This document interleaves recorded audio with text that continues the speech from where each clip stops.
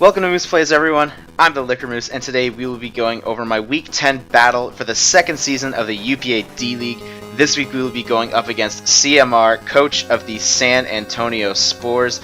And yeah, this is a really important game for both of us. Currently, I am 6-3 in the playoff picture, and CMR is 4-5, like literally on the first spot outside of playoffs, looking in. So if he wins, he potentially gets right back into the playoff race, and if I win, I can potentially clinch playoffs. And there's a chance if I, depending on the results of everything else, if I lose out, I could miss out on playoffs. So I really want to win as well. But yeah, so.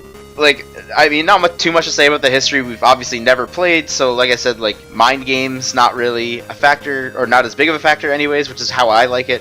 And yeah, so it's basically just like team on team, and we're both gonna go ham. So with that in mind, if you want to know about the team that I am bringing, please go check out my team builder. I will link it in the description below. But for just a quick overview, we'll start with the Tornadus, because I'm sorry for you guys who did watch the team builder or who will watch the team builder, because I ended up changing my Tornadus set. Only one thing, instead of U-turn, I have Taunt now. So now my move set is Hurricane, Knock Off, Icy Wind, and Taunt with Fly Z. I changed it to Taunt because I thought I was a little bit vulnerable to Vaporeon stall, so I just decided to put Taunt on there to try to damper that. So, besides that Tornadus, we have a Taunt Bulk Up Mega Gallade with Drain Punch and Poison Jab. We have an Assault Vest Diggersby, and then we have a Physically Defensive Celebi, we have a Physically Defensive Skarmory, and a Choice Scarf Hydreigon. Looking at what CMR brought to the table, he brought Tapu Koko, Alolan Muck, Uxie, Decidueye, Moltres, and Vaporeon, and there's no goddamn Mega Medicham, and I'm just like, like, Celebi kind of looks bad this game, I'm not gonna lie. I mean, barring if I'm, like, maybe, like, Nasty Plot or Calm Mind against the Vaporeon, like, maybe, like, it looks good because it's a Vaporeon check, but, like, realistically, I can't do over 50% with Giga Drain, so it's pretty bad this game, I'm not gonna lie. It doesn't even have Stealth Rock, so it's not even like I have, like, that option. And on top of that, like, he brought the Moltres, so Celebi looks bad on that, as well on the Moltres topic. He didn't bring a Garchomp either, which kind of looks like my Skarmory has no other purpose other than to hazard stack, which, I mean, I guess is alright. But, yeah, I don't know. I was very surprised to not see a Mega Medicham or a Garchomp, but obviously that's totally CMR's decision. He probably just pulled, like, a mind game on me and, like, totally left those on the bench. I seem to get bit on those the most. Like, I got bit on that with Rice earlier this season when he left the Suicune and the Necrozma on the bench against me.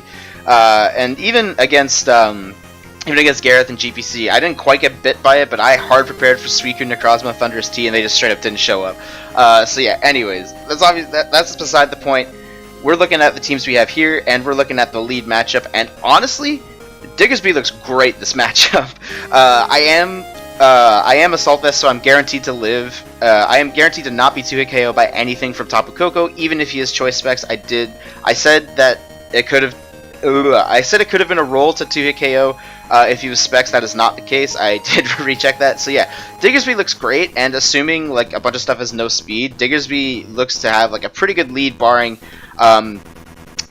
maybe his Decidueye. So I am going to lead with my Diggersby, as we see here, and CMR decides to lead with his Moltres. So I have no idea what this Moltres wants to do. What I do know is that he cannot knock me out in one hit. And while it kind of seems like I want to keep this healthy to try to pivot into Koko a little bit more, I need to find out what kind of Moltres this is. Now, at the same time, I do see the Decidueye there, and while most of the time Decidueye is offensive, it does occur to me that Decidueye actually resists both of my stabs, so I kind of do anticipate him to switch into Decidueye here, which is why I go for the knockoff here, anticipating the play. Obviously, he's faster, that's not really that much of a surprise, because I don't have too much speed on my Diggersby, and yeah, though knocking out the leftovers, and oh, well, okay, let's go back, we'll play the turn again.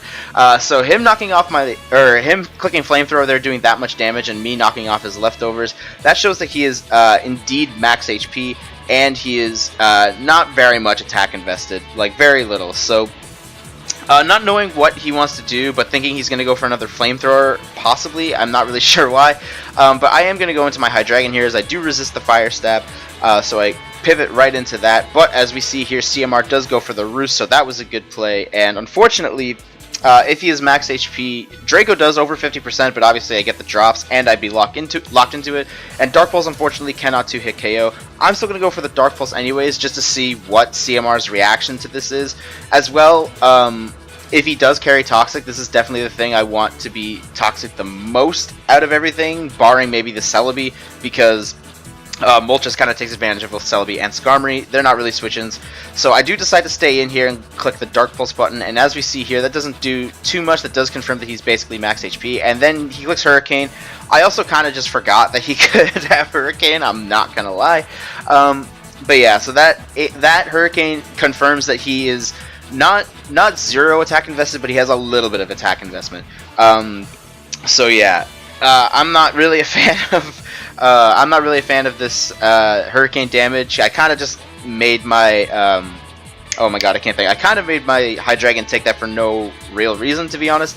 But either way, I'm going to pivot out here into my Tornadus, because seeing his moves, it's definitely the thing I want to take the hits the most, and I want to kind of try to keep Hydreigon at a decent amount of health, just in case it comes down to, like, I don't know, like a potential Scarfer or something like that, or like basically I don't want to get chipped down, because like Dark Pulse spam, barring the Tapu Koko and the Alolan Muck, looks really good against this team right now. So I do pivot out into my Tornadus, thinking like I can take a Flamethrower or something, and then I can taunt it to stop it from roosting. But as we see here, CMR, I don't know if he predicts it or he just wants to, I guess him pivoting out into it to tank it. Dark Pulse does make sense, so I think that's more likely what his play is. So now, seeing this, he has a lot of momentum every time basically he brings Tapu Koko in.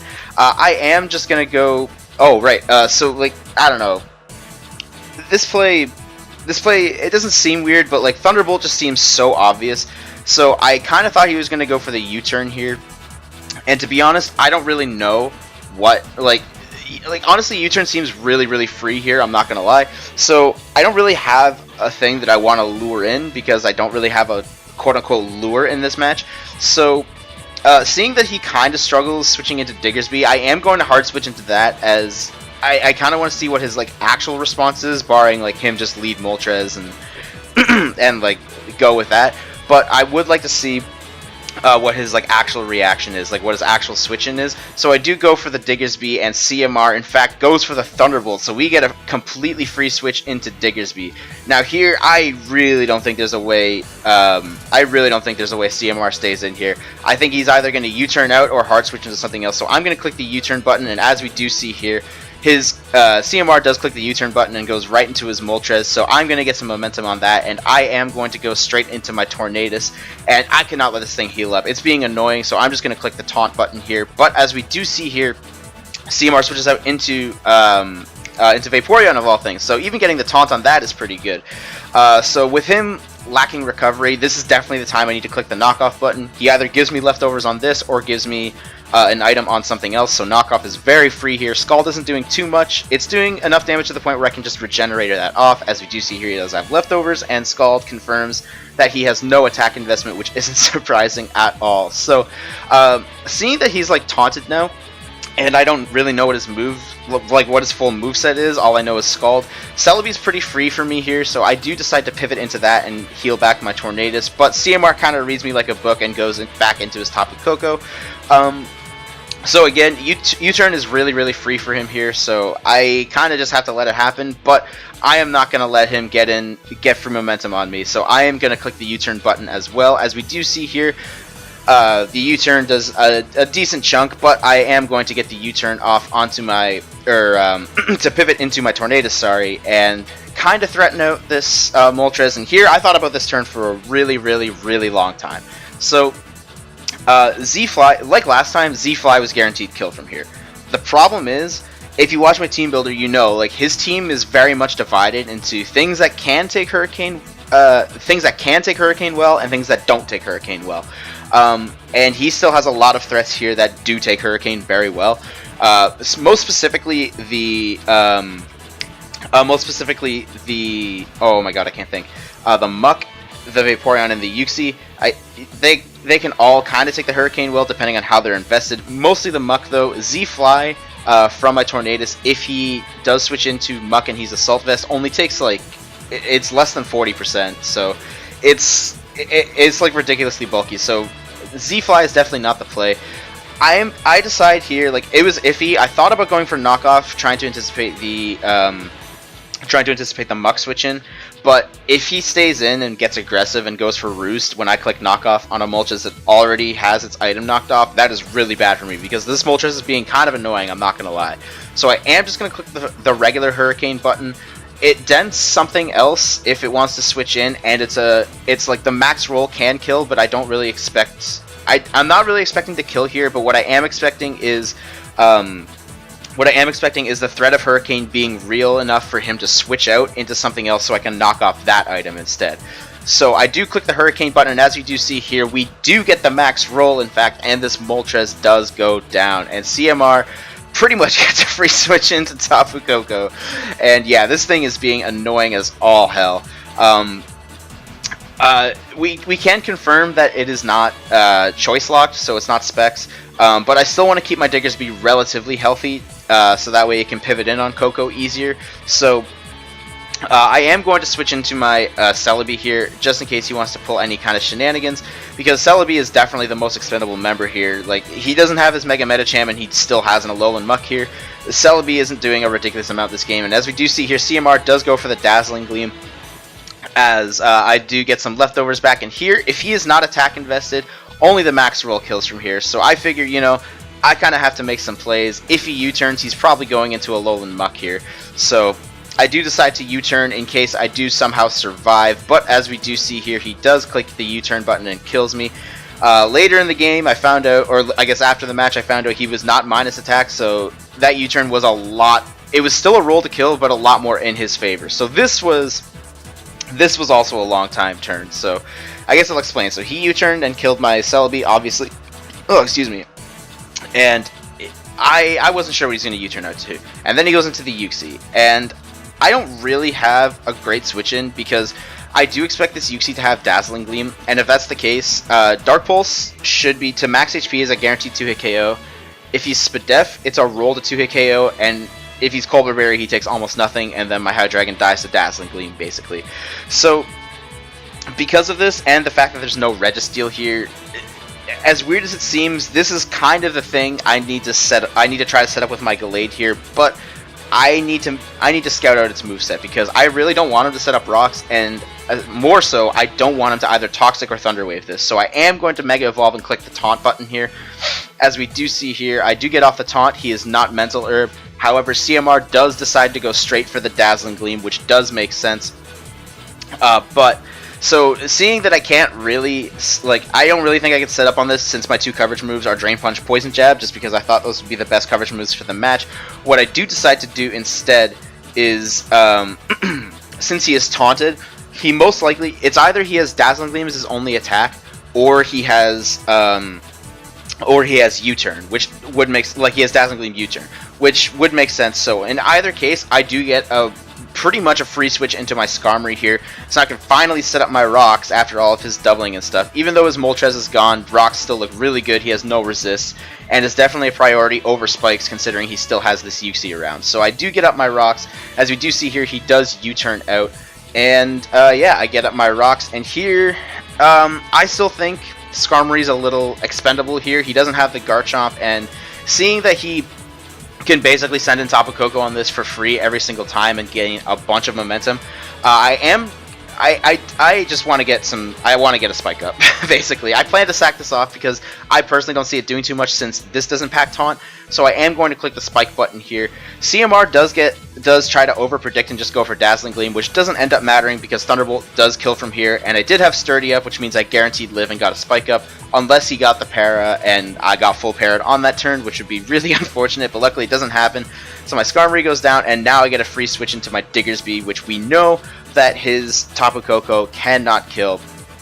However, I still don't really know much about this Tapu Koko, other than that he isn't choice locked, which means he could very well be Shuckaberry. And if that's the case, Return does more if he is Shuckaberry, and I think is ultimately more drawback free.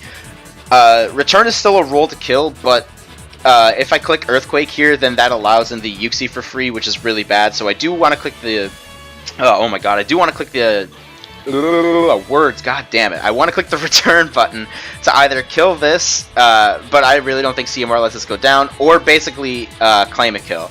Because unfortunately I don't pack quick attack, so I can't I can't return into quick attack Tapu Koko in case I don't kill it. But as we do see here, CMR decides to sack this Vaporeon, as that return does so much damage. And now I can just click the U-turn here, and basically I'm trying to lure in either the Tapu Koko or the Uxie, because I U-turn into my Mega Gallade. So the reason I didn't return there was because afterwards Tapu Koko can come in, and it is a roll at this point. I'm at 29%.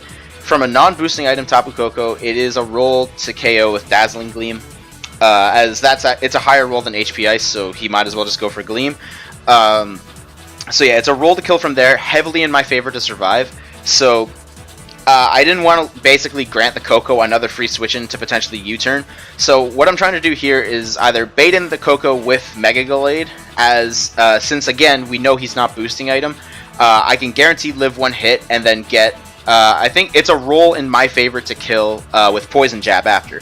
And then if he goes Uxie, then I can potentially bulk up and like Poison Jab and basically get chip damage on the Uxie, because currently I have none.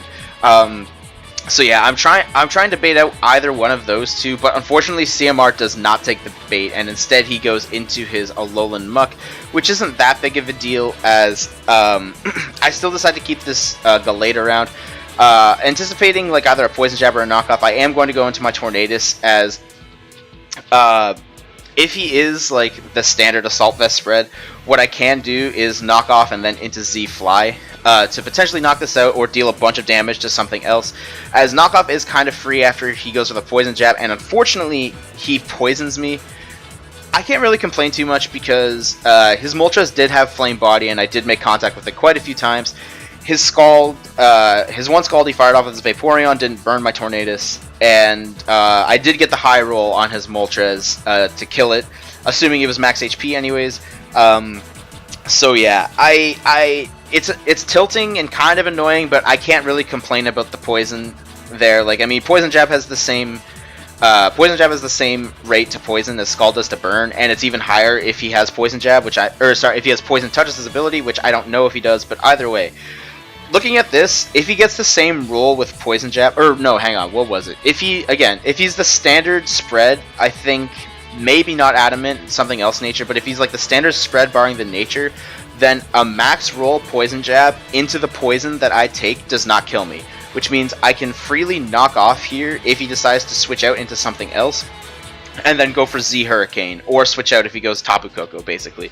So I do decide to fire off the knockoff here. As we do see here, CMR does stay in, and I do indeed knock off his Assault Vest, and CMR goes for Poison Jab, and he unfortunately crits me, which, like, I don't know. I can't really say. It doesn't really matter. The Z Hurricane here would have been a roll to kill if he was without the Assault Vest there. So I can't really say whether it mattered enough, because what I did learn from this is that with this knockoff, I do learn he is only max HP. Knockoff did 11. It was a high roll on that. Oh my god, I can't think. Knockoff was was it a low roll? Either way, he cannot have. I don't know how to word it, but the point is he can't have any defense investment. It was a high roll on or whatever. The point is, I know he doesn't have any defense investment, because even if he has a little bit of defense investment, Diggersby's return is the roll to kill. But since I know, yeah, okay, I figured it out. So that knockoff was a high roll on 0 bulk invested. If there was a little bit of bulk on the physical side, he could not have taken 11%. So which means that Diggersby's return here is a guaranteed KO. So basically, I get guaranteed a kill here by going Diggersby and clicking return. As we do see here, CMR does decide to let the Muck go down. And as we see here, CMR goes into his Decidueye, and this is kind of a problem, as basically, because it's only a problem because I let my Hydreigon take the Hurricane way back in like turn 3. Yeah, turn 3.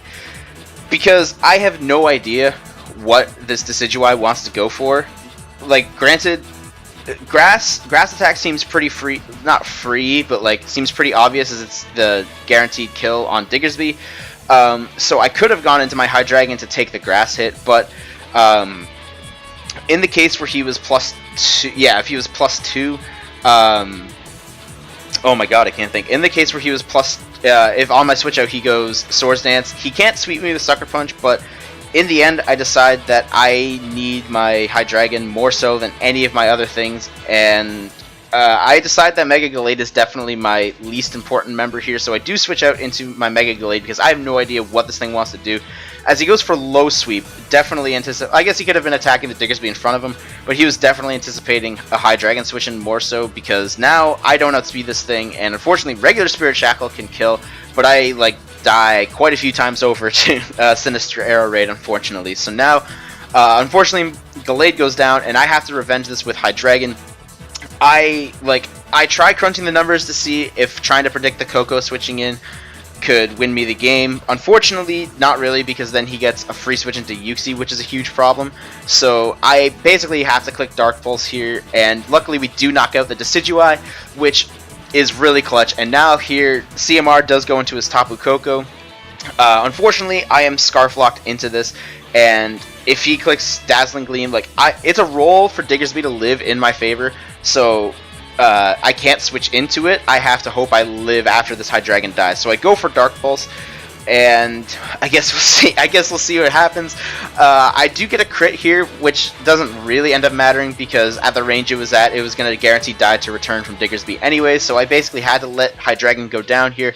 As I do switch into Diggersby, and we just have to hope, come on, the only chance we have is if we live this Dazzling Gleam roll, and we live it, and we kill this Tapu Koko with a return, and now, unfortunately, because Yuxi is at full health, we basically need a crit, so I'm just thinking, like, I was looking towards, like, you know, does Return do more, does Knockoff do more? Knockoff does more if he's not Culver Berry. I haven't seen an item yet, so he could very well be Culver Berry Yuxi, so I just kind of have to go for Return and hope we get a crit, because that's the only way that we're going to realistically be able to win. So I go, come on Diggersby, pull through, and unfortunately it falls just short. And CMR is going to be able to knock me out with a Toxic, and that is going to be good game CMR. Wow, that, you know, I mean, I've said it a million times on my channel, like, whether I'm on the winning end or the losing end, I love games like this because it goes, like, pretty much, or even though it looks like one side's going to win, it still came down, like, to the last one. It was still a 1-0 win. It was really close, and yeah, like, it was just a fun game overall, and it was definitely, like, telling that both of us were going ham trying to make predictions. Not so much in this replay, but in the game for sure. Like, this game took a really long time to finish, even though it was only 29 turns, as you can see on screen. Like, both of us were thinking we were thinking real hard about the turns, and also CMR's internet wasn't really cooperating with him. But yeah, that was just a really good game. I have to applaud CMR for that game. That was so much fun, and hopefully if he makes it to playoffs and I make it to playoffs, then we can hopefully play again, and hopefully I can get up on the winning side of that one. But yeah, so unfortunately we take the L. We're not knocked out of playoffs. I'll explain the playoff situation in my team builder next week, which will be against Ange, coach of the main Absol. So yeah, that'll be the last regular season game, and yeah, keep your guys' eyes out on the channel next week for when that team builder against her goes live. And thanks for watching, and we'll see you next time.